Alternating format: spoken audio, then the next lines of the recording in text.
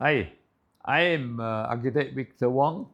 I am 81 years old.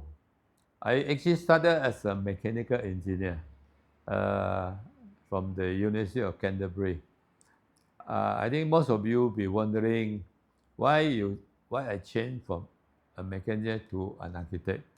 Yes, this story go back to my school day. When I was in Lhasa school, I used to be the school artist. Even then, I was a part-time student doing a lot of advertisement work, painting, and so on. So at that time, when I finished my Form 6, I actually applied for the Colombo Plan Scholarship in architecture. But very unfortunately, there was none. So it was offered engineering degree, which I took up uh, in Christchurch, New Zealand. So I finished my mechanical degree and come back and work for JKR. But my love for architecture is still there. So during those days when I was working in JKR, I actually enrolled in the BIET, British Institute of Engineering Technology, the headquarters in Sydney, a correspondence course to study modern architecture and design. So I was doing some drafting, doing all the study and so on. So when I finished, quite finishing my bond at that time, so I went to Starlight, Glasgow to pursue my degree of architecture. That's the reason because uh, I've been always interested in architecture. There was an incident when I was doing this advertisement with my former boss called Qing Feng advertising agent. Somebody put up a 10-story building. It's a perspective. So asked us to do on a signboard. So at that time, I was asking myself, before the building was even completed, how do they know how it actually look like that with a nice perspective? So that is my first touch about architecture. So that's how I got into becoming an architect eventually. When you talk about leadership, I think it depends very much on the bringing up of the person, educational background, and all the friends you have. Not just uh, you do an engineering degree, then you become a better leader. Not necessary. But whatever is in mechanical engineering, it has also a lot of disciplines. Uh, for instance, like something we call time and motion study. You know, what your left hand is doing comparing to what your right hand is doing, how you do the assembly, all these things, we actually did a time and motion study, capture the thing and say, oh, this is the most efficient. We also did a lot of management and production management. That is a lot of how to do things in an efficient, logical manner. In the production line, how you lay out your system. But this thing can be applied to our everyday life and also maybe also in architecture practice, how you do things efficiently and effectively. So uh, in management, in mechanical engineering, we study a lot of uh, the management, the production management. In any organization, we also have, of course, finance, research, development. These are quite common lah. On top of that, we also must educate your people, your staff, or your workers, train them, promote them, so that the whole society or the whole factory become more efficient. And people come and go, so you must keep training. So it's a non-stop uh, program process. And also, we need to audit the organization. So that's why this helped me a bit because when I became the chairman in 2013 to 2015, something that I did where actually so far I've seen not been done by other chapter chairmen. That is training of the staff, auditing the office, because that exercise was good. We did find out a lot of irregularities in the system, but we did quickly correct it. We sent our staff to KL for training. They come back and they have much better and more efficient working relationship with KL. So I think in a way it helped in one way or other that way. Well, I wouldn't say milestone lah, but there are interesting stories. When I was a chapter chairman, I remember when Yong Min Chong was the chapter chairman, and during the AGM, I proposed that actually PEM Sabah chapter to set up the chapter website. So straight away, when you make that comment, you got elected in the committee. They say you do it. So, so that's how we started the PEM Sabah chapter website. We get people to do it, but we have to organize what we want. So the interesting story is how to launch the website. So this is a very interesting part on two other architects. One is Belinda Chia, who was selected to be the actress in the video. The other one is John Lai, is a director. He is a genius. He came up with the idea that actually, even until that, people probably still do not understand the meaning of the video. So it's about 8-minute video showing the launching of the website. And the title of the video is called The Day Before the Launch. Basically, the story tells about a determined man, which is acted by me, unfortunately. I was told that you only see your face, don't see your whole body. But we were actually misled into think by John Lai, all right? Now, his idea is, this guy, this actor, was determined to plant the seeds, okay, in the desert. And he was carrying a bottle of water. So the water is very crucial to planting the seed, make sure it grow into tree, into forest, and so on. Because the website is supposed to be a world of knowledge, all right? So his idea is, in the process, going in the desert, going to planting the tree, he made a desert empire, tempted to want the water. Okay, water, in Empire, Dracula, what is blood that we are talking about. But in the desert, this water actually to the desert empire is as good as blood lah. So this actor was so determined, he refused the temptation. All right, you look at the video, it's very interesting. Finally, he got and succeeded in planting the thing, and then how the thing was evolved, and then we have this PEM Sabah chapter website displayed. So that was an interesting story, but credit must be given to John Lai. He is really genius. So until today, that is one of the most interesting that we have done, because we actually have to have a desert scene. So we went to Tanjong Beach to do it. And actually, when you look at the video, you really never think it's Tanjong. So it was some achievement in those days. The other, I wouldn't call it achievement. The other thing that we have done, I think, is which I'm very proud, is we have started the graduate program. Because when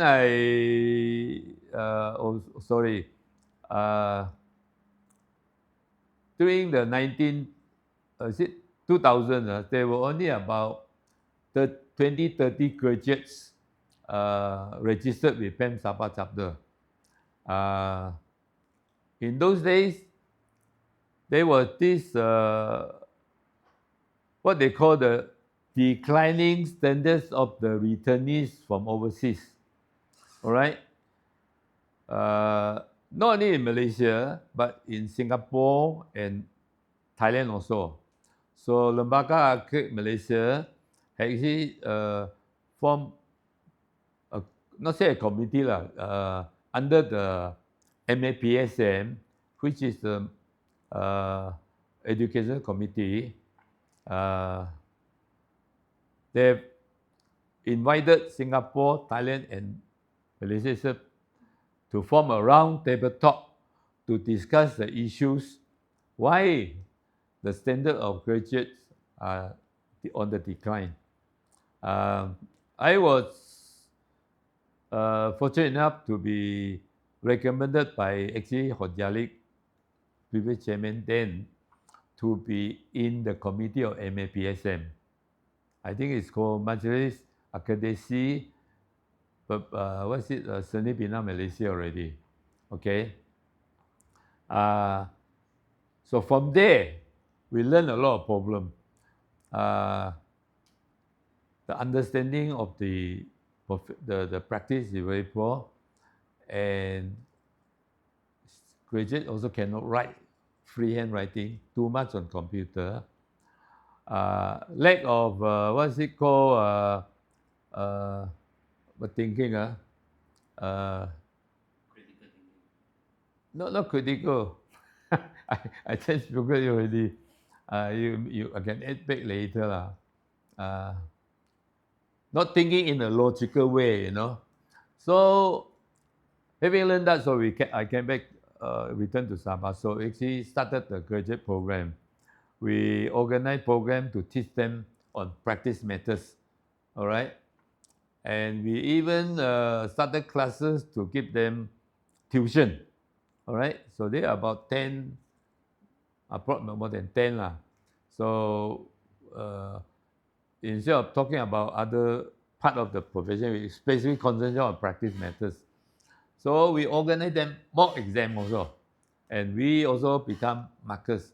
Now this is important because when we mark the papers, then we realize the problem in greater depth. Some of them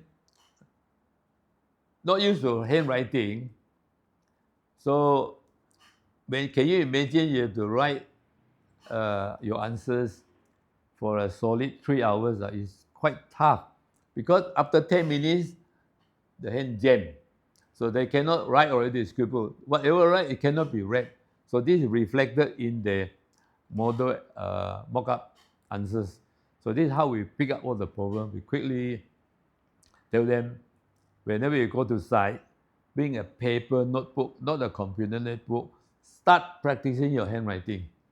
Because in the exam, you have half an hour to answer a question, you have to write almost non-stop already. So we give them this because we feel that there are a lot of graduates coming back. They need the help, and we need to bring them into the profession. So by having this program, we find that we have more graduates coming in, and the benefit of that is that when you have any IPAC, we have much more helping hand. Rather than the years before, we have only one graduate, you pull in he or her to help. He is totally exhausted, one person alone. So now the scenario has changed. In the IPAC, you have a lot of graduate help, and because you have many of them, they work together. And from there, we identify the so-called future leaders, to help them on other activities. I think one of the issues that have been actually discussed long time, still to me not quite resolved, is provision of training of cloudworks. All right. At the moment, we are relying on most of the engineering background students 2 or 3 years in KL to come back to work. Actually, they are not quite adequate to work as cloudwork, help the profession. Because cloudwork, the role and responsibility is very clear. You see, not only you have to know the work, but there's a lot of coordination work, helping the architect resolve minor issues, keeping record on the site and all these things. That is very important. KL did talk about setting up a college to train a cloud work, but unfortunately, due to one reason or another, it has not materialized. I think during my chairmanship at that time, I did propose a program. One is you must train them to study building techniques, setting up, building, construction, bricklaying, plastering, all these things you must learn. At the same time, you must learn how to draft, just like the old school pen chapter, where they learn the drafting techniques. All right. Now these two combined, okay, these two slightly different knowledge combined together can make whoever learn it be a very good cloud work. First, he must know the building techniques, what is involved in the construction, especially on architecture work, especially also on finishing work. All right. The other one, he can read the drawing. Okay. Because if you cannot read the drawing, that means you do not know understand what it is already. So I think that's the challenge. Government have set up some training project, but I don't think it's working that well. Maybe should pick up, train all the, even the part one graduate can train them to be cloud. This one, you talk about good leaders, that is very important. You must be able to find and delegate other architects to work together as a team. It has not been easy with the roles and function of PEMPA chapter getting more and more involved in government issues and all these things. I think it's not easy. It's very challenging. You need more people who can. This one I think maybe not so, not an easy answer, but train more people, get more people in the profession, expose them more to the current affairs. All right, so this may be some of the ways. I am architect Yong Ming Chong. I'm past chairman of PAM Sabah chapter from the year 2005 to 2007. Now, during my PAM chairmanship, there are several issues that cropped up, that came up, that I need to solve. And one of the issues that is most memorable to me was actually open space must be contiguous or centrally located. You still remember that comment that you get from Central Board? Yes, I was a Central Board member, right? Now, to many of us, this comment actually baffled us, and we were surprised by this comment as to why is it that open space in any housing development must be contiguous or centrally located. Okay, now over the years, as I understood from Central Board, local authorities inherited lots and lots of open spaces. They are stuck at the odd corners of all the housing development. Okay, and these have presented nightmares for the local authorities to manage, to upkeep, and to maintain. Okay, and open space usually are found at the very odd corners. Sometimes they are found at very hilly or slopey area, whereby it is a place that nobody wants to use at all. Okay, so at Central Board, we try to resolve that issue. So that's why they came up with the policy of open space must be contiguous or centrally located. The irony is, this is never a prerequisite, nor was it a precondition written in any planning manual. That's why we are so surprised as to why this comment came up from Central Board. But after taking consideration in what was said and deliberated in the Central Board, I think the profession and the industry as a whole begin to understand where Central Board was coming from. Okay, but nevertheless, for any development, when we are given with any land, we often look at the size, the shapes, right? So for any housing projects, which is to many of us in the 90s and in the year 2000, housing development is actually our bread and butter. So most of us will do housing projects, especially landed housing projects. Now, wherever we have got housing projects, we will always look at the land size, the shapes, and so on. So when we take out the accompanying infrastructure services and utility services and lay out all the housing, whatever is left over is usually the odd corners, and that is where we put the open space. Okay, unfortunately, this is not what Central Board wants, and this is not what the local authority wants, because it gives them a nightmare and headache. Imagine local authorities inherited lots and lots of open space, littered across and dotted across throughout the development rating areas. It is a nightmare for them to maintain, for them to upkeep, and eventually do meaningful upgrades. That's why the issue came about. Open space must be contiguous and centrally located. So during my chairmanship at that time, when I was a Central Board member, we have a lot of difficulties in dealing with this particular issue. Now, I've always believed that open spaces must be earmarked and provided for by the government in large areas. Let me list an example. The Leka Sports Complex is a very good example of open spaces because it provides all the recreation activities for people to go to. It has got a football field, swimming pool, jogging tracks, all the kind of activities that you would know, you would usually go to, right? For greenery, for green lungs, for the people to go there and enjoy, right? Another good example is actually the Tun Fat Park. These are green areas for KK residents to go there and enjoy yourselves and relax ourselves, see? So these are the good planned open space, right? So these days we have got lots of pocket parks, meaning small size open space. Now we cannot do away with small size open spaces because the housing development projects in Sabah, throughout Sabah, it is about 2 to 4 acres. That's the majority of the private development size land area of landed properties. And if you look at 2 to 4 acres housing project, some of it is even split into phases.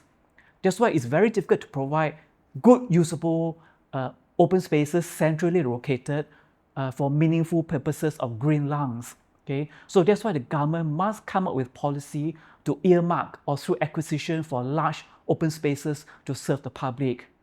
Okay, unfortunately, the law wasn't written that way. And if you look at the old law, the previous planning enactment, the previous planning ordinance, the wording used was up to 10% of your land is subject to open space. But these days, it is a mandatory minimum 10% of the land for development is subjected to open space. Now, to me, that is something that we should seriously think about. Because if you put minimum 10% mandatory open space, it also means rural folks or kampung folks, when they do subdivision, they are also subjected to 10% minimum open space. Now, what do we do when we have got ancestry land? That means a land in kampung area whereby the land is passed down from one generation to another, meaning from father to son. Okay, so are we saying that when ancestry land is being passed down, they are also subject to the 10% open space requirement when subdivided? Of course not, because these are the land that for native purposes, father passed down to son in the rural areas. So why should this be subjected to 10% open space? So this caused a lot of uproar, especially in the indigenous community, right? So as a result, it wasn't a very clearly thought out policy by Central Board. They tried their best to solve one issue, but they created other undesirable effects for stakeholders to solve. Okay, another issue was some of the development areas you cannot provide 10% open space. For instance, high impact area, for instance, in commercial areas, whereby land costs these days are so expensive. Okay, you should have a system to allow a discretionary power vested to local authority or even minister to waive or to reduce the open space to be allocated. But this must be done properly. Okay, but we all know that if this provision is provided in the enactment or ordinance, it could also be misused or abused. So there's no perfect system. So in my area, in my term as chairmanship, so this is a particular interesting area that I need to deal with, being a Central Board member. Okay, so My advice to local future generation is we all wish and yearn for that when we deal with local authorities, we hope that local authorities are staffed with more technocrats, because technocrats speak the same language. We understand bylaw, we understand procedure, we understand process, rather than bureaucrats. Bureaucrats do not. Not only that, they add layers and layers of bureaucracies which slow down the approval process. This is not good for the industry as a whole. And when technocrats speak and discuss and formulate policies or change policies or formulate bylaws or change bylaws, we have got a thorough discussion among ourselves. We look at bylaws, we look at the existing regulations, we look at practicality, we're able to discuss meaningfully among allied professionals to come up with good bylaws and ordinances that benefit the industry as a whole. Now, I would say that Central Board tried very hard to resolve the open space nightmare issue faced by local authorities, but again, it is not in totality. So the approach has got certain flaws that affect the industry as a whole. Because when we have got open space being allocated centrally, not all development projects or land, you can have centrally located open space because some land sites are just so small. For instance, 2 to 3 or even 4 acres. How can you have centrally located open space? If you insist on that, then the project is not viable at all, or it will incur very high development costs.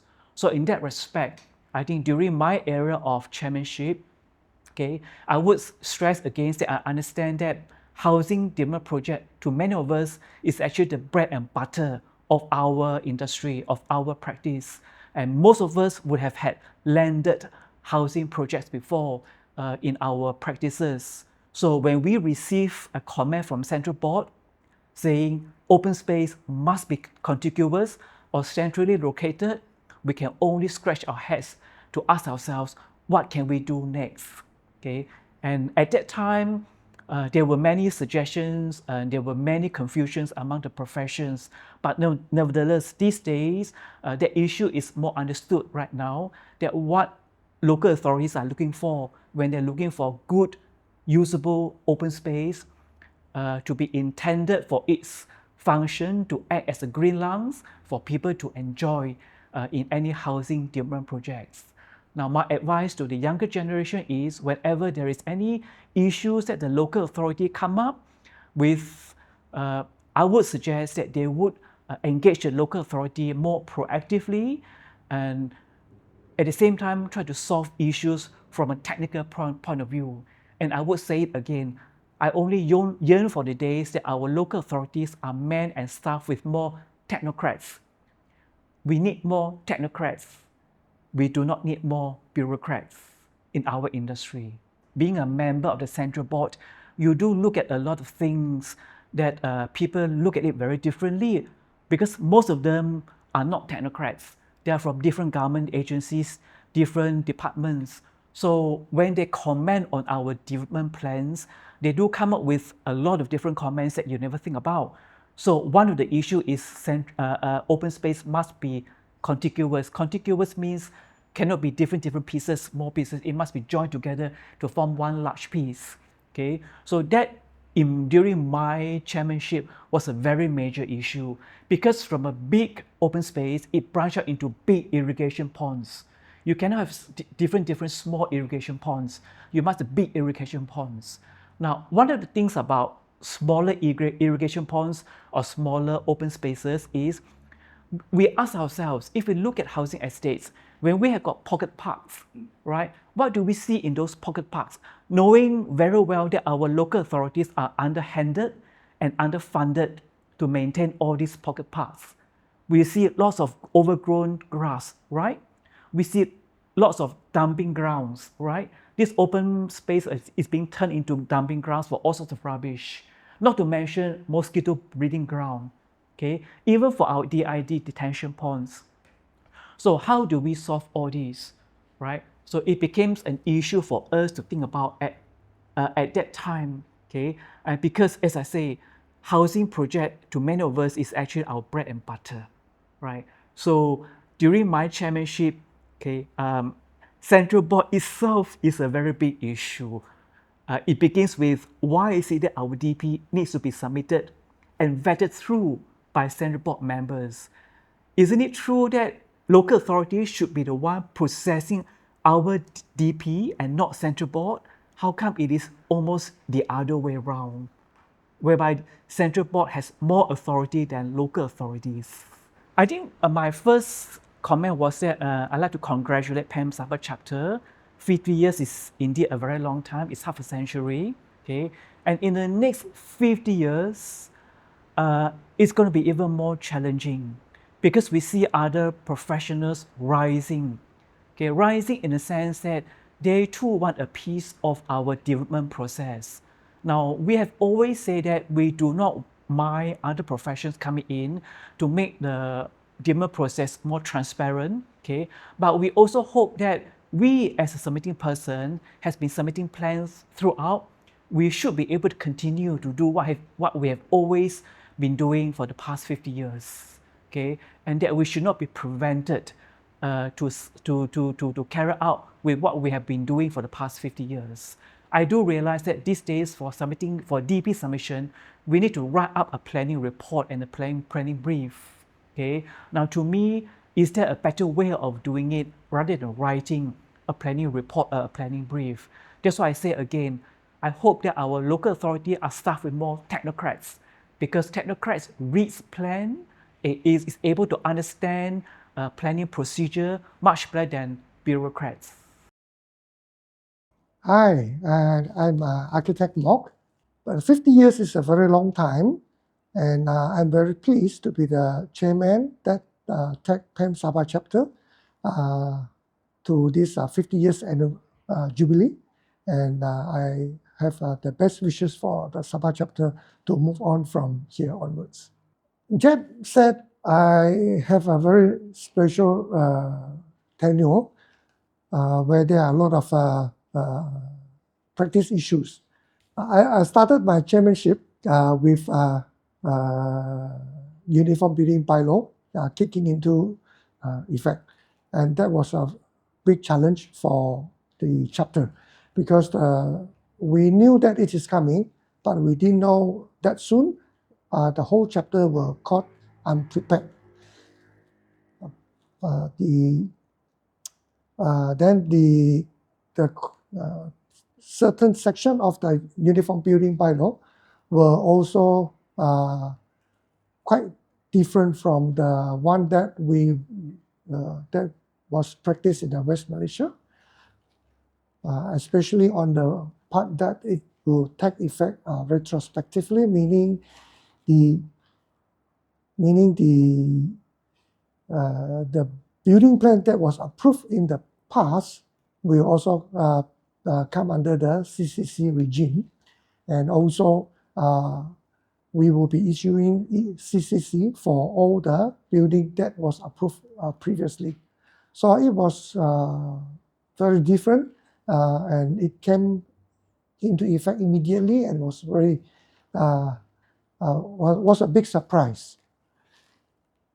We had to quickly organize ourselves with our counterparts from West Malaysia. We got the advice from them to run the system when Lembaga is also not yet ready to accept our CCC because it is a different form, very different from the one that is used in the West Malaysia. So the other biggest challenge in Uniform Building Bylaw is definitely the ceiling height, which was unusual. It was a 3.3 meter ceiling height compared to 2.4 meters in Western Malaysia. It's nearly 3 feet higher for a typical house ceiling, which would pose big economic impact on the building cost. We had many rounds of discussion with the authorities, especially the Ministry of Local Government and Housing. They have their own rationale, which we do duly respect, but certainly it's something that could not be adopted lightly. So we kept going back to MLGH to asking them to review. At some point, we came to very heated discussion. I remember someone banged table and accused us that we are just colluding with developers, which is, of course, definitely we have no discussion with developers. We are just, as architects, we are professionals that we are concerned with the built environment, the viability, the sustainability of our building economics. Those are our concern. But anyway, the dust slowly come to settle. Recently, we were told that it is going to be reduced. By how much, we were not sure.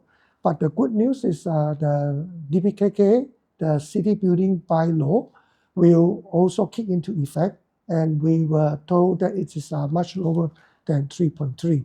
So with that, I felt that was quite an achievement in that sense.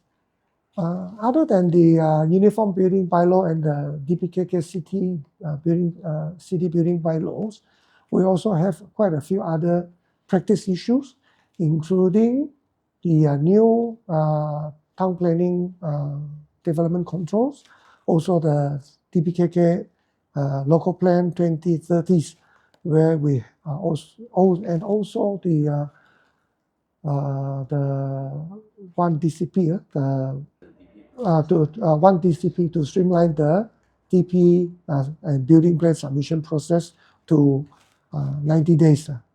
That was also implemented. If I consider that an achievement would be on our chapter committee, I felt that I was able to put the chapter activities in a more structured manner.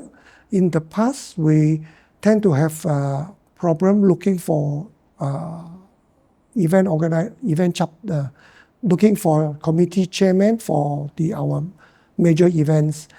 We usually having the problem to look for annual dinner chairman, the BAF chairman, the IPEX chairman, etc. So during my term, we put the structural approach to resolve that issue, that the office bearer will automatically be the event chairman for the first year, and then the second year will be selected from the committee members. So that, I think, will help relieve a lot of pressure for the new chairman and the committee, so that people are not so worried who will be the one taking over some of the more difficult tasks. The other achievement I would consider is bringing the overall age, the average age of the committee to around 40 plus now. I think it used to be 50 plus, or at the time that I was joining the committee. There used to be a lot more senior members, and transition was quite worried to me at that time. So I made an effort to bring in a lot more younger members, and you could see today the PAM chapter committee consists of a lot of young members, and also at the subcommittee levels we have a lot of young graduates joining the subcommittees. Those I felt are very healthy trend for the chapter to move on for the next, to hopefully we can move into the next Jubilee from here on. Thank you. PAM chapter is also working very hard the last 2 years for a property for the chapters.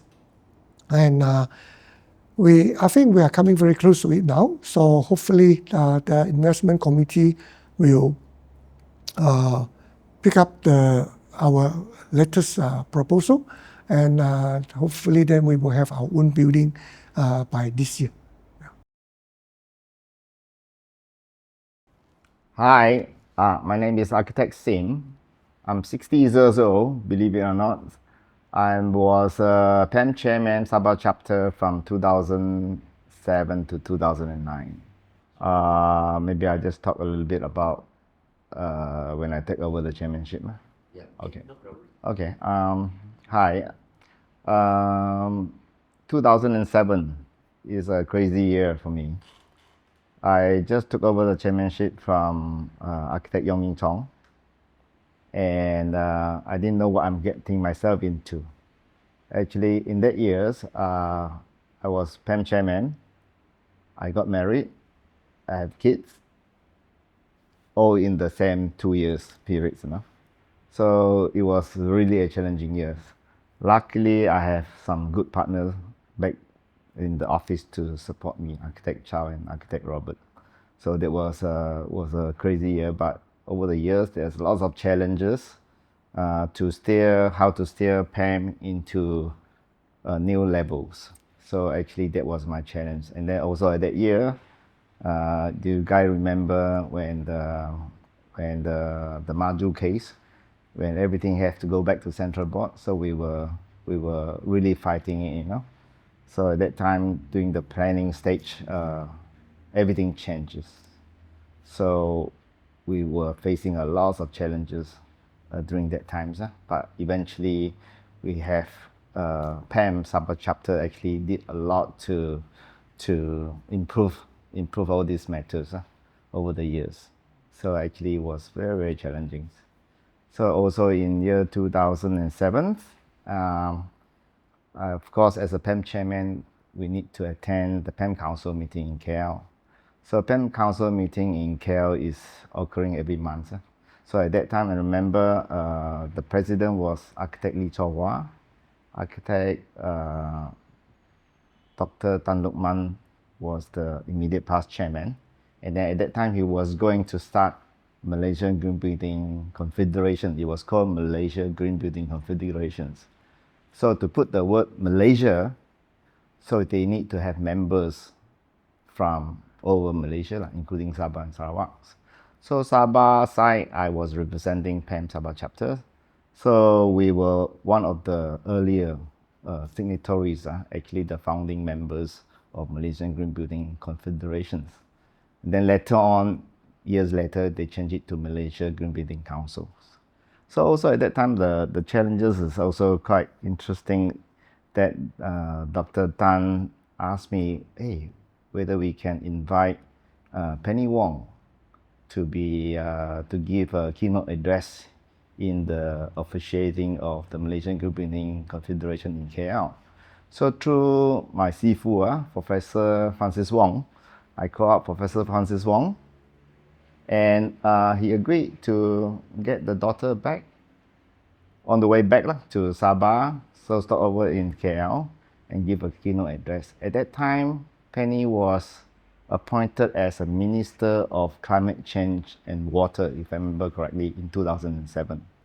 So it was a perfect timing. He gave a fantastic keynote address, and then we have the Malaysian Green Building Confederation formed after that. Then after that, we have the GBI and other things. So green building and the sustainable development and environment is actually very close to my heart. Actually, whenever I do things, I always wanted to look at the thing holistically, to make sure everything is done properly, especially in planning. So there was some of the great challenges and some of the achievement that we have achieved during that time. And then also, one of the other things actually quite interesting is I mooted the idea of producing a book, an architecture book. So actually I bought the architecture book. In this one here, you can see, this is a book called the Architecture in Sabah for Hotel and Resort, for Resort and Hotel. So even though these words is actually we had debated a long time, you know. So whether it's architecture in Sabah or architecture of Sabah. So at the end, we say it should be architecture in Sabah because some of the architecture is not really of Sabah architectures. So anyway, this book actually was co-authored by Richard Sokia. He is our writers. Then I mooted the idea. I presented this to PAM Council, and PAM Council supported it fully supported it and fully funded the production of these books. So this book actually cost us. They give us a grant for 80,000 to produce these books. So actually, we produced the books. It took us almost 2 years to produce. So we features all the different type of resort in Sabah, and then that become the first so-called coffee table books. So I actually very proud of these books being produced by Sabah chapters. So actually, it's a high quality coffee table books. And once we launched it last time, and then we get very good support from the ministers also. Minister like those days, like Minister of Human Resources, I believe, is Dr. Imo Tai. He fully supported these books. So he bought boxes of this book and give it away as a gift when he visit other ministry or other places. So actually, we were also at that time trying to push and sell the books. So until today, we still have many copies because we printed about 2,000 copies, I believe. So there are still many copies left in PAM office. So How much is the book? this book actually is it was sold at 150 ringgit now. I think you can get it for maybe 50 ringgit or 100 ringgit. So we can sell. You can buy this book from PAM Center. So this is one of the achievements. If you guys haven't have these books, I think you should get a copy. It'd be quite good to read. Okay. Cannot believe PAM has been established for 50 years. Is a great achievement. I remember the first time I visited PAM Center, it was in Sinsuran. Those days, and then after that, they moved to Natika buildings, and then after that, our late architect Ling Fa Sing, together with architect Lee Hon Leong, really pushed to get the new PAM Center in Damai. So finally, we have a real home, a real home for PAM Sabah chapters. So I think these 50 years, over these 50 years of achievements from almost nothing, which is established by our founding chairman, Professor Francis Wong, until today, the newest chairman is architect Daniel Koh. We have come a long way. So it's a lot of struggles, and there's a lot of challenges. There's still a lot of challenges coming ahead. The practice and the business model of architecture business is very, very different now. With the AI coming in, with all this BIM, building information modeling system coming in, we have to change. We have to transform. To the younger generations, I think for them it's quite easy to adapt. For the older or the medium age architects, if we don't change, we'll be left out very, very fast. It's just like from manual drafting using a T-square to computer drafting, now to BIMs and AI. Now is a transition time that we have to change. If we don't change, we will be left out. Not to mention the outside challenges is tremendous. It's tremendous. So I wish PAM Sabah chapter can take the lead to conduct more of these seminar courses and inform the members or the younger architects to go towards these areas. And then especially, I was told Sabah UMS is gonna have an architecture school. So that would be good also. I think we need that. It's time that Sabah have architecture school. So if I retire, I don't mind to teach. So congratulations to PAM Sabah chapter for this 50-year achievement. Thank you. Hi, I'm architect Arnold Kwan. If you ask me what is the greatest achievement that I have done for my chairmanship, during my chairmanship, I don't think I have a specific one, but rather it is like a combination of the works that I've done to the profession, to PAM Sabah chapter, as well as the building construction industry. So I think I've started my chairmanship with a lot of issues in the practice of architecture in Sabah. So one of the very first thing that I get involved is to liaise with the government to come up with solutions, especially on there was a delay in the process of approval for development plan in Sabah at that time. There was a huge outcry by developers and also all other industry players.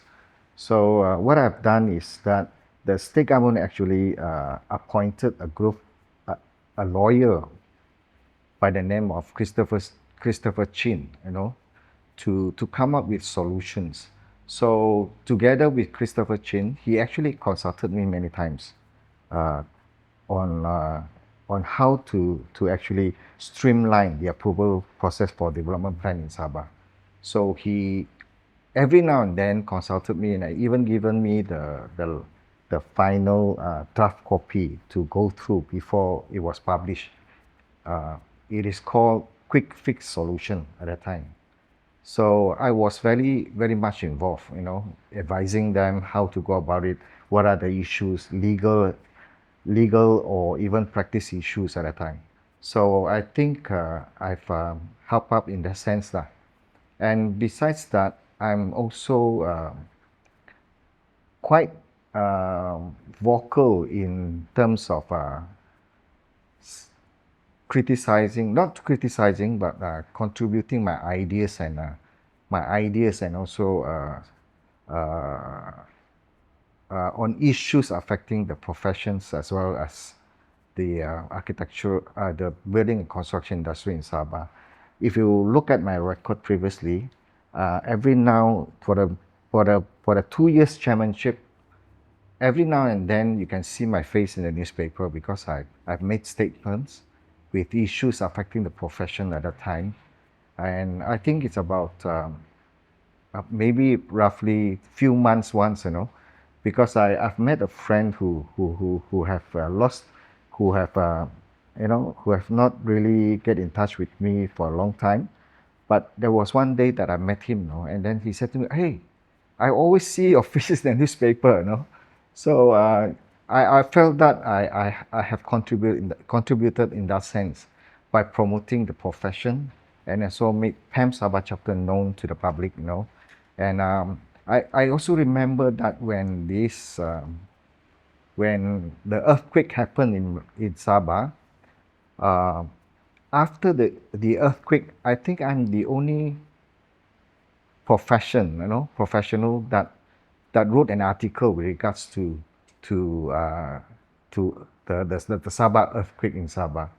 And then when I went to a meeting with all the engineers, and they were so surprised. I saw your article yesterday.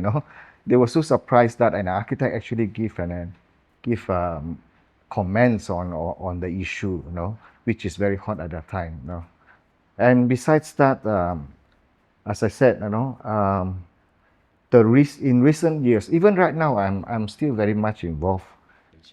During my involvement with PAM Sabah chapter, I always wanted the younger generation to come out, to have that experience and knowledge that I have, contributing in the sense that in order to contribute, they need to understand what are the issues, the practice issue, how to deal with laws and bylaws and planning laws and all those. You need to understand in order to make a comment, or else you would not be able to. So I always advise the young people, the young graduates, young architects to come along, in meetings and so on, so that they can, get themselves exposed and have knowledge on certain issues, which is which is important to the industry at that time.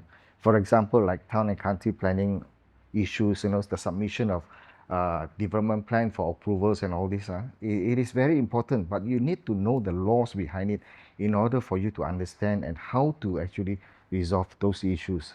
So I do not know why, but somehow or rather I'm dragged into it, and I began to gain more and more, dig deeper into it, So that's how I get involved. Even currently, I'm still a practice committee member of the Board of Architects Malaysia until this coming October, and I was a member of the Board of Architects Malaysia until last October. So in those meetings, you gain experience and you from others. At the same time, you can contribute. Unless you know, then you can contribute, or else you can't contribute. So yeah, I think I've done quite a bit on that area. Even today, indirectly, officially or unofficially, I'm still consulted by some government departments and so on to give my opinion. Oh, one of them is, to me, is something very, very, very different. Is that for the first time I was invited to speak in a national RISM conference, which was held first time in Sabah, I think. I was one of the speakers to speak about Airbnb, because I think I'm a supporter of Airbnb, and then I realized that even in some of the meetings with DBKK, I think some management or the leadership think that Airbnb is not a good thing, but I'm advocating on it. So I don't know why, but I think they somehow rather know that I can contribute by presenting my ideas on Airbnb during the Royal Institute of Sabah of Surveyor Malaysia national conference in Sabah at the time. So that was quite an experience, because it's on national level. The other speakers are, of course, they are not architects, but they are very credentialed speakers with a lot of experience and achievements, And I'm a new guy, an architect, went up there. So I think that was quite a good fit for me, lah. PAM Sabah chapter and 50th anniversary, right? I think it's quite an achievement. During my chairmanship also, it is rather quite easy to do things, because PAM Sabah chapter have achieved certain recognition from the community as well as the government. So it's rather easy for PAM Sabah chapter to sort of get involved with issues and how to contribute to the society and also the building construction industry. So I think it is a good achievement so far for PAM Sabah chapter. It's a good achievement, and and congratulations to PAM Sabah chapter for all those years, including those older generations who have led PAM Sabah chapter to what it is today. And for the new generation, I think more younger architects should participate, get involved with PAM Sabah chapter, because not only to gain experience, but you are actually promoting and protecting the profession. There's a lot of issues, there's a lot of forces out there who sort of are trying to diminish the profession, trying to overtake the professions in many areas which traditionally handled by the profession. So there is a lot of external forces. So I believe if we are all united, one thing that I wish very much is that all the architects in Sabah, it's not many of us actually, it's about 100 over of us, but you should be all united, united together to move forward rather than individually. We should be doing things together. if we want to compete, it's not on any other negative method, but it should be on design and also service excellence, because this is our core as a professional architect. This is a core of our profession, to do good service and also to do good design. So I really hope the new generation understand this and can take up the challenge, come out, get involved more with PAM Sabah chapter and promote the profession, because we are professionals. The only stronghold I would say stronghold is that we are professional. So if we are no longer recognized or no longer looked up to by the general public, then I don't think we will do well lah. I don't think we will do well.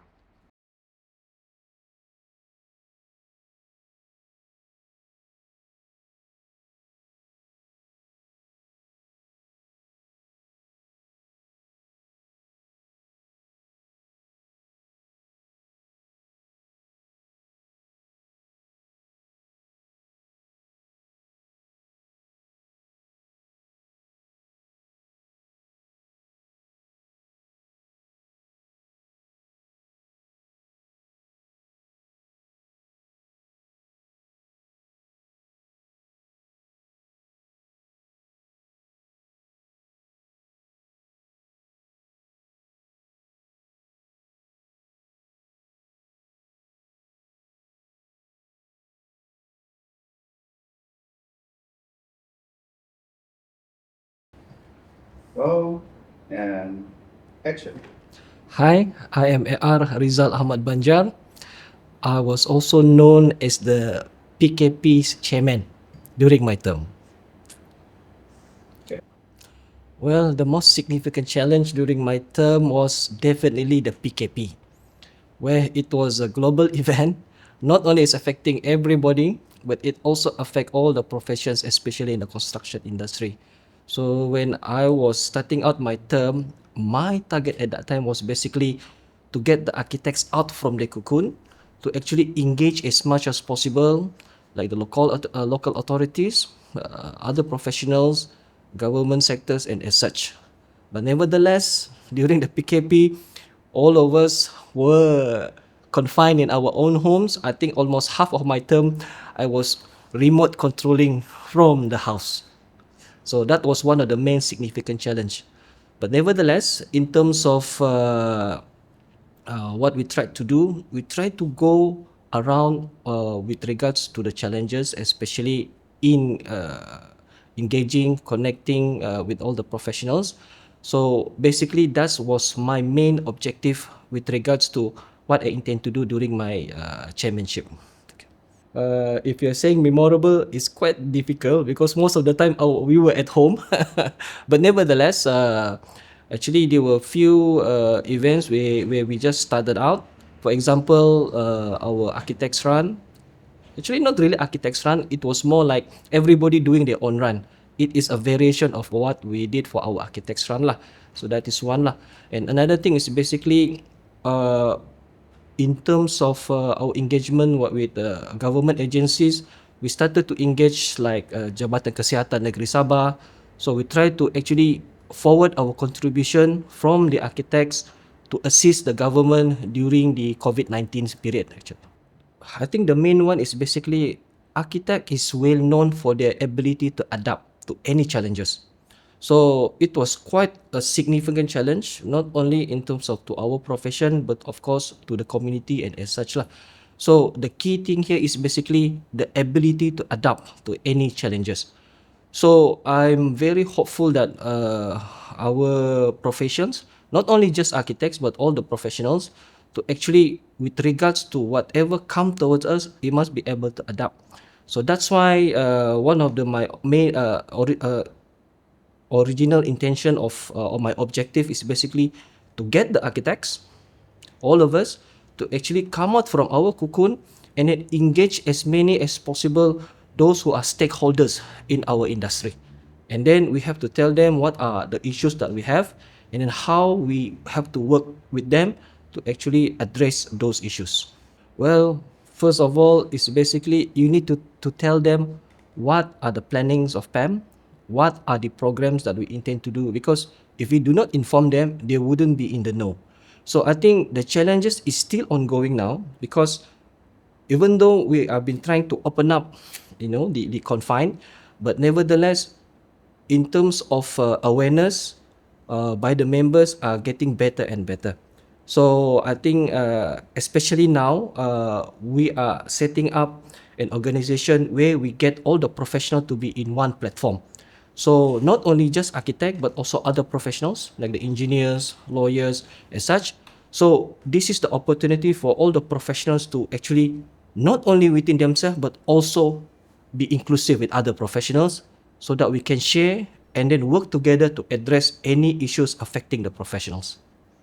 If you ask me, the main core that we need to develop and maintain is the ability to adapt. Because the challenges during my time, even during my seniors' time, and even the incoming generations, the challenges somehow evolve. The evolvement of issues are generally the same, but the challenges of it is quite dramatic. So I think I have a term for it. It's like you thought that we are moving forward one step, but in reality we are moving backward 2 or 3 steps. So the challenges is basically how to catch up with this kind of issues. Architects are known to be leaders. We are supposed to be at the forefront of anything. It's not just only in construction, but also almost anything. So I believe by having that innate ability to lead, we should go beyond just architecture, just beyond our profession, but beyond that, because I believe our contribution should not be limited to this, but also contributing to the upliftment of the community, and then in terms of course, our state, in terms of economy and as such. So that's the apart from the adaptability element, but the leadership quality must also be fostered. And then number 3 is basically we combine all this and then we move forward, not only limited to what we are doing now, but going beyond it. Hi, my name is Chua Sun Tek. I've been a PEM chairman in the 1990, and for 2 years, as usual, that seems to be the tradition, right? Just before I became the chairman, I've been very active as a graduate member, right? Together with Mr. Lee, your boss, Lee Hong Leong, and a few other active graduates, we have been able to convince chapter to appeal to the council, the PEM Council KL, to bring the Part 3 exam in here. And then that was the first time that we are successfully held in the Sabah, So from there on, I think the exam has been taken away and then come back again, So I think that is something that is important for our graduate to be able to sit for the exam here. I want to mention a few people, a bit of history. I think Jerry at that time was my immediate chairman, Immediate chair has been very helpful, very active to pursue the interests of the Sabah chapter. And then the other thing I feel that is very important, also the PEM office. You see, before the PEM office is in Sichuan, nobody at all at that time. So that means we don't have a secretary, So today, the graduate can obtain a lot of information because we have a center where they can, obtain the information and make inquiry. And then we have a few people working in the office. During those times that I was also one of those who helped the chairman, Mr. Cheng Yu Zhong, to interview our first secretary. I don't know whether you know the PEM Center, they have this Carol, already retired, right?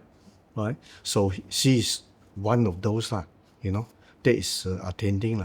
So we managed to get a full-time. Then together, of course, with Lee Hong Leong and a few others active members, we have been able to get a proper PEM space according to the design that we want. That's held at the Padang there, you know, the way the Padang is. That was our first PEM office. Of course, previous PEM office is just a rental space.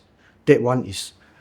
Then another one I find is quite memorable is that at that time, there problem with finance. How to, you know, how to organize and how to finance PEM activity, you know.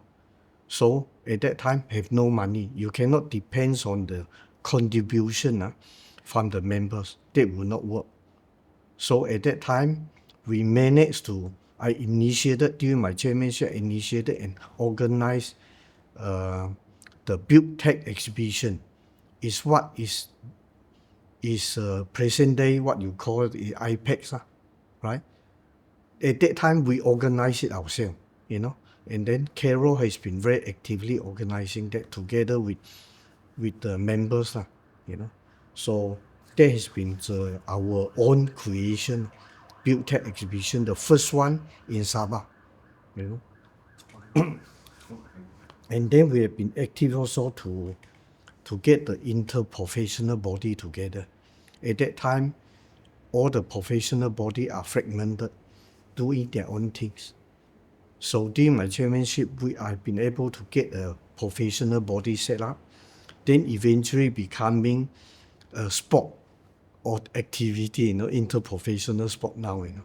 You see, I hope the new chairman, whoever is in the committee, will take the lead to be the leadership, to exert the leadership, to become the leaders of this professional body again. You know.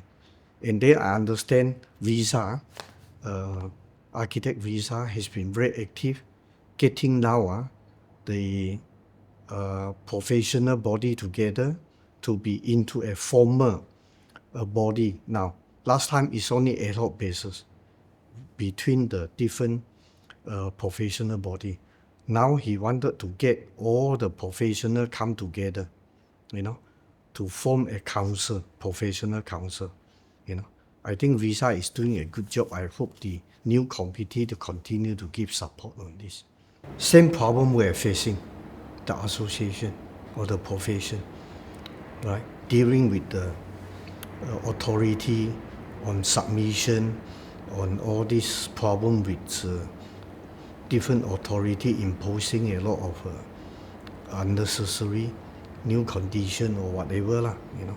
So I feel we always have to deal with all these things. But I don't want to talk about all this architecture problem because it's never ending. My take on all this thing is that it will never be ending, no matter what, you know. But we still doesn't mean that we don't do anything about it. We still have to continue to do it, you know, to pursue those. But I want to talk about today a few key points, right? I feel that architects, my advice to any young architects, I feel that we must have confidence and faith on ourselves as architects in Sabah. We feel that always the outside architect coming in, they are more superior than us. Be confident. Local architects are as good because we receive the same education as anybody overseas. We are able to perform as well, you know. Given the chance, given the experience, you know, we should be able to perform, right? A lot of the time we feel that a lot of those complicated and big projects, we feel that we cannot do it. Actually, we can, you know. I feel all the young architects should take up the challenge, even combined with the experienced one, you know, established firm to undertake more complicated projects, you know. And then I want to say that the main thing is architects are a very privileged group we are giving the right under the Lembaga Act. So we cannot lose that right and privilege. Important. We must in us instill confidence in the society, into our client, and into the finance sector. You see, at the moment, still, the community still trusts us to certify payment, to certify completion, you know. So architect is still needed. One of these days, if they don't need us anymore, they say, oh, all certificate no need to be certified by architects. Architects will lose the big part of our privilege. That's why architects have to conduct ourselves fairly and properly, you know, in our work. Then another thing I want to strengthen is the integrity of an architect to create trust by the community. So we have to avoid corruption. Now corruption is a main thing, you know, topics, not only in politics. I feel that in the building industry it will be still the same, you know. So we must adopt a good governance in our architectural practice to avoid all this payment, unnecessary payment to ourselves. A lot of the time, architects subject to a lot of temptation, you know, sometimes, you know, that, please overlook all these things, certify, you know, then we certify and then contractor get their way around, but we are not doing the community justice, you know. And then another one is manpower training. Am I exceeding the time? No. On the manpower training, has been a constant problem we find difficult to resolve. Sabah do not have the appropriate training for draftsmen, for architects in Sabah. So they have to go to Kuala Lumpur, you know, to receive their diploma or degree or part 2 training overseas, all these things, you know. So I think it's about time that our government we should pursue with the government to establish this. I think PAM is capable, and with so many architects around and graduate, we should be able to contribute our experience and our knowledge to get the training and the knowledge to pass on to the future generation. We should build up local capacity and confidence to start with to the young architects. As the leader of the development and construction, right, we should build up the capacity in our firm, right? I think Omar, I'm very impressed. Lee Hong Leong has done that very well. I think Omar is one of the very established architects firm, right, that can undertake all this, you know. So I think that is very good. And then we should, most young architects I find, they have taken less interest nowadays in the welfare of the community and the government. I think we should encourage our young architects to take a more active role, you know. If there are so many professionals enter into politics or taking up community leaders, why not architects, you know? You see, architects should be able to take up that leadership, you know? So the future, so in conclusion, make it easier, the future is both challenging and exciting for the young architects. For us, I've been a past a long time already, right? So for the young architects, I find that yes, there will be a lot of difficulty now, you know, they are facing. They can complain that this lower pay in Singapore, what to do. It's not only architects, engineers face the same thing. Other professionals also face the same thing. But people still come back. Doctors still come back. Engineers still come back. Because they want to contribute to Sabah development, right? So I feel the new generation leaders do not give up hope. Have faith in ourselves and continue to work in Sabah. Not because Singapore pay double the pay, then we go, you know. Eventually we'll be able to make this place a higher pay society, you know. So I encourage the young architects to take an interest, keen interest in the civil and political affairs of our community and society. Because otherwise, our mind will be too narrow-minded, only focusing only on architecture. That is not good enough. Take an interest on what other people are doing now. Hello, I'm Lam Choi Singh.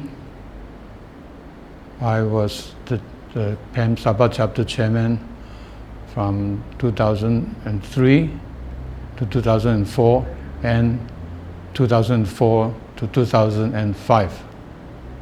PAM Sabah chapter, up to, before my chairmanship, had a reputation of being the most active chapter in the country among Sabah, among PAM chapters. So it was a challenge as well as the pride, to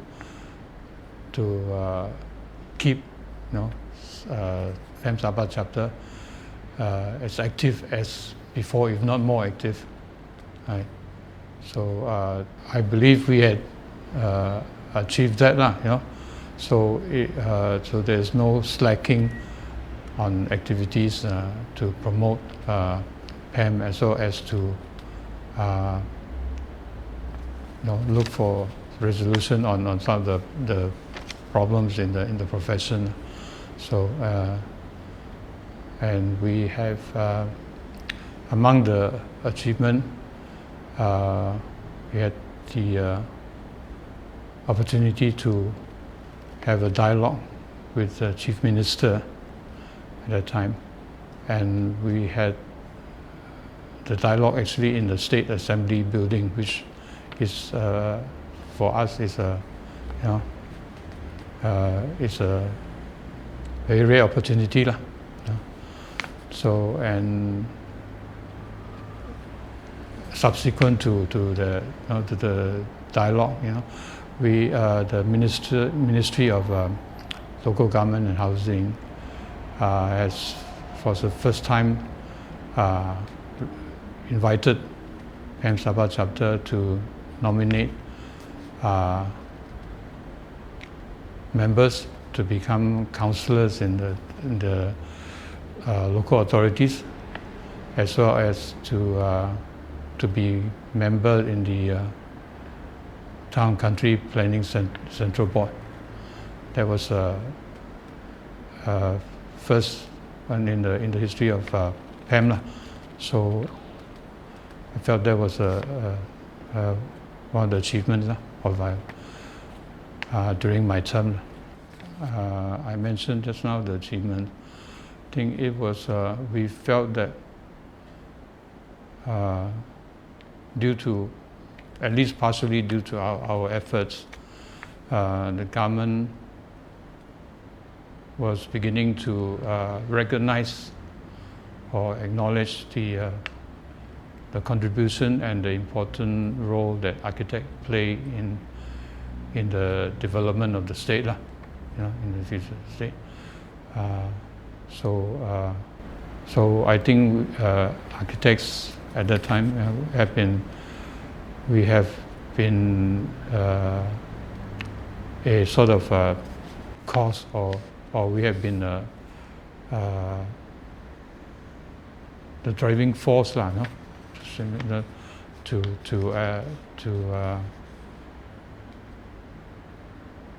make the government, to understand more and appreciate more the value of professional architects. When I was a chairman, I led the team or the members that participated in dialogues and visits to senior government officials or ministers, and what ensued from those dialogues and visits and discussions, I think still influence the developments nowadays, because a lot of those became regulations or requirements, or part of the process of development. So the effect of those achievements are still being felt today, and continue to be felt. To me, the most important one is the unity, the unity and the cooperation among the members when faced with certain issues that affects the profession. We have been most of the time, we have been able to unite in our stands, and to actually give our views, our opinions, for the knowledge and the understanding of the public, as well as for the government. In view of all the technological advancement, that is becoming faster and faster. Sooner or later, probably very soon, our architect profession will be in one way or another, to whatever degrees, will be affected by things like AI, and the sort of most important thing is the AI line, and we have to adapt, to that sort of advancement, so that we will not be as feared by a lot of people that one day, AI will take over, a lot of jobs, and what do you call it, replace, people like draftsmen and technicians and things like that. So we have to actually learn more about AI, to understand more, so that we know how to deal with AI, how to manage, and how to make it work for us rather than against us. Give any sort of advice as if I'm more, skill or what than them, but I think very important factor is that we have to be concerned about the fellow architects, and try to keep in touch, or keep informed about what problems they are facing.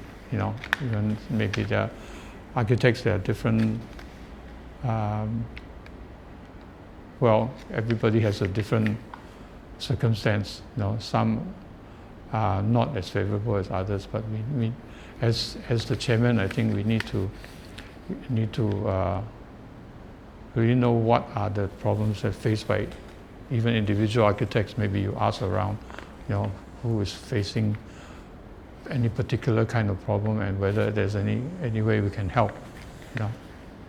I think it's the concern for fellow architect is the most important, I think, being the chairman, because you are supposed to be looking after the welfare of your fellow professionals.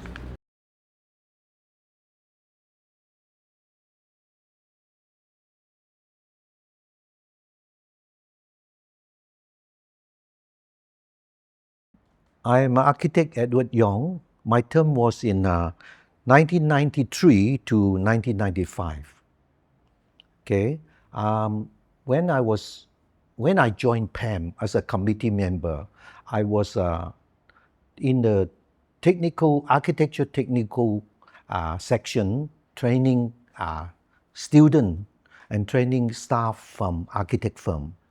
So during my term, the most memorable event was when we launched the architecture training technical course,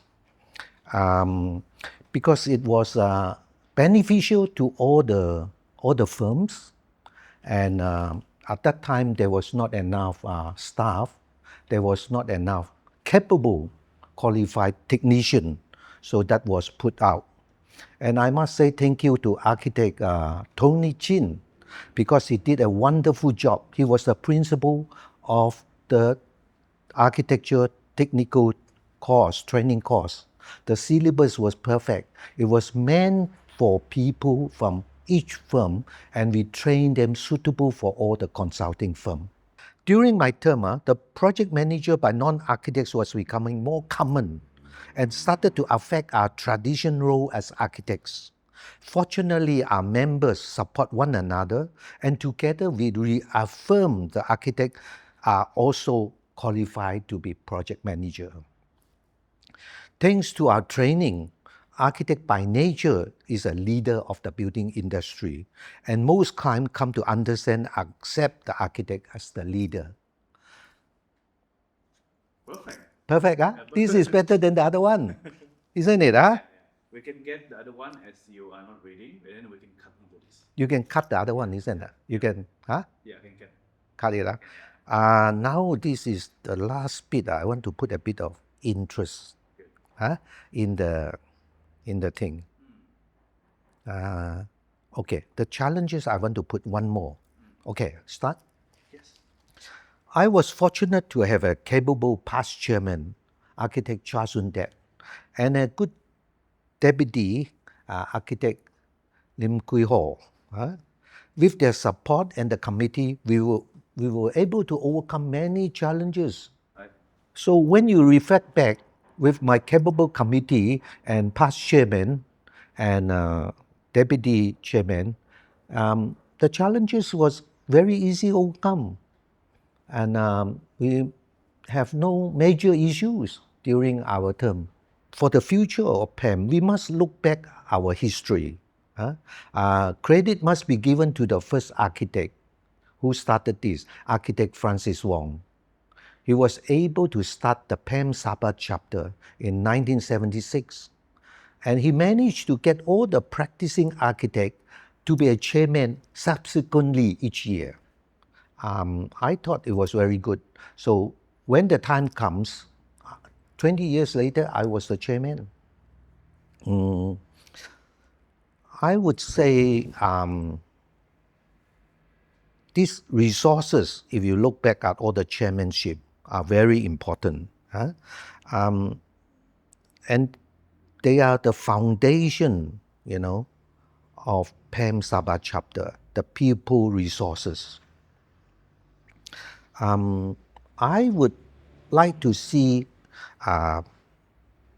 encourage PAM Sabah chapter to encourage more firms and architects to collaborate with each other and work together as team, because most jobs now are huge compared to our time.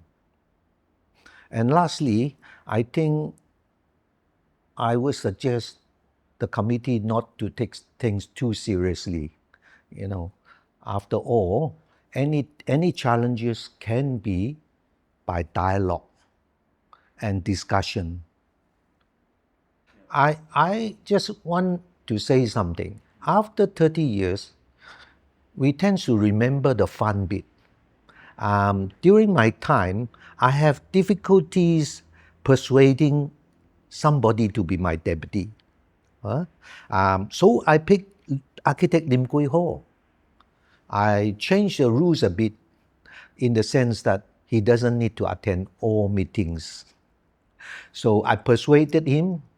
That's why he was later on the president, the chairman of Sabah chapter. I have a very serious past chairman, architect Charles Undet. I have more a relaxed deputy chairman. So that makes me in the middle. But when I look back at the photo, I look far too serious during my term.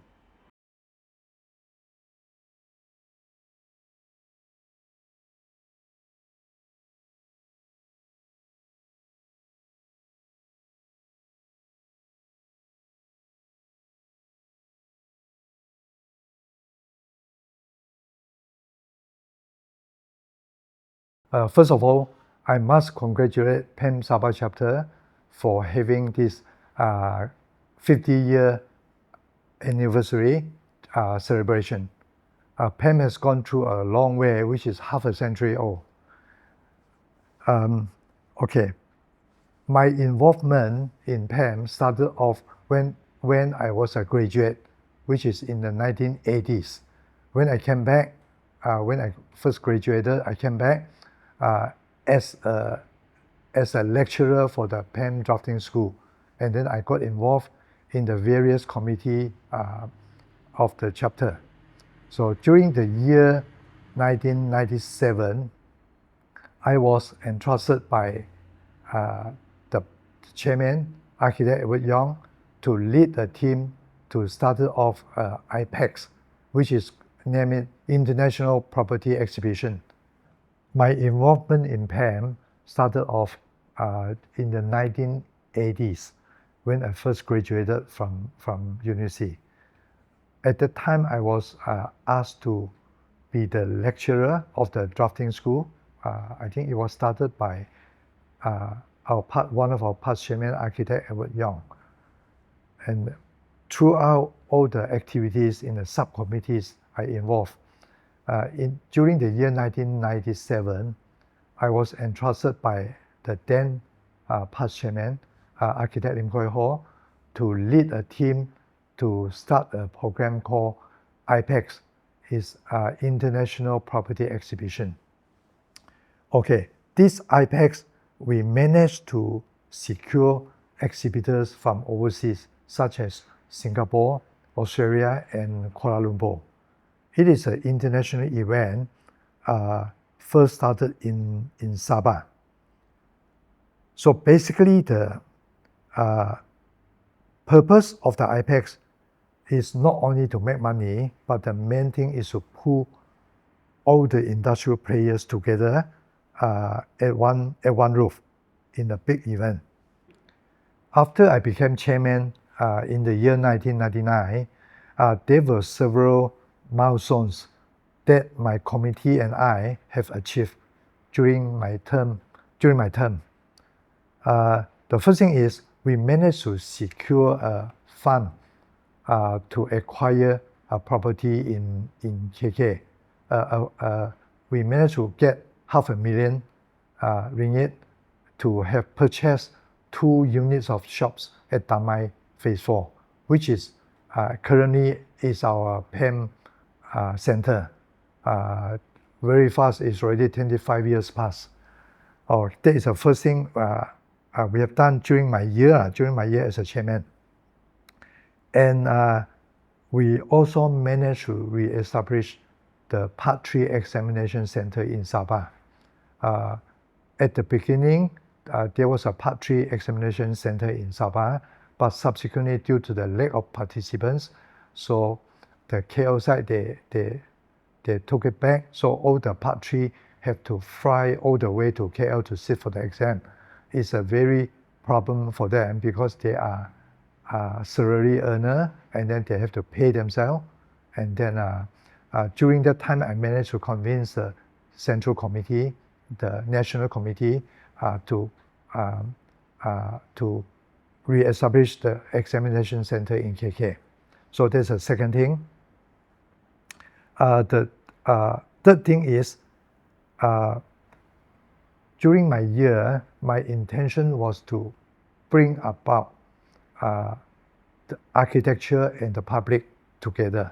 So on the World Architecture Day, we managed to start an exhibition. It's a World Architecture exhibition.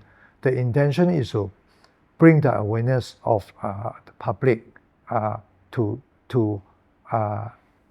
get them to appreciate the environment they live in, the building designed for them, the building where they stay, the building where they work. So that was an exhibition, architecture exhibition during the World Architecture Day. That is a third thing. And also we managed to start a program called Architect Meets the People.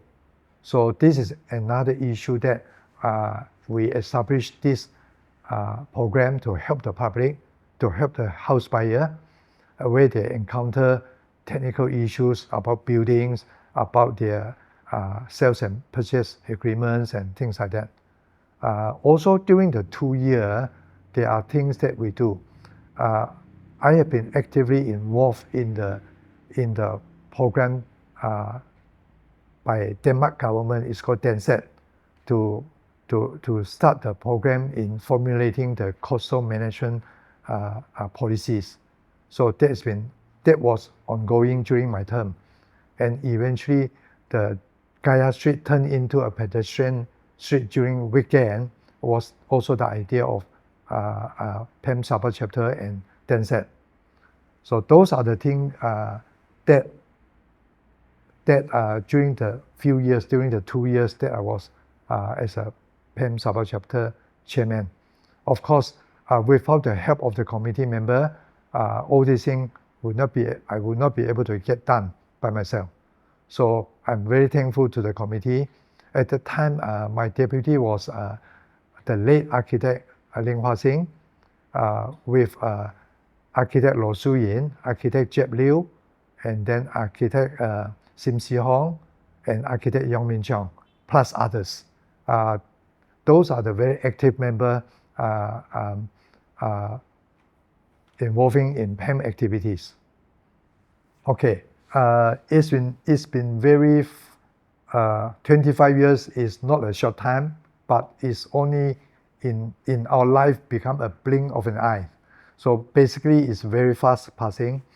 For that 2 years, when I was chapter chairman, I encounter, which I also see whatever happening now for the committee, for the chairman. We have been very busy in handling the bylaws, in handling the regulation, in dealing with the government authorities about all the building industry matters. So basically, as a chairman, I think the time involved almost full time as a chapter chairman. But those time involved is, of course, it's very, very productive and good, and it's very helpful for our local architecture community. But somehow or other, I think the time that we spend very much involved in the practice matters. I would feel that we should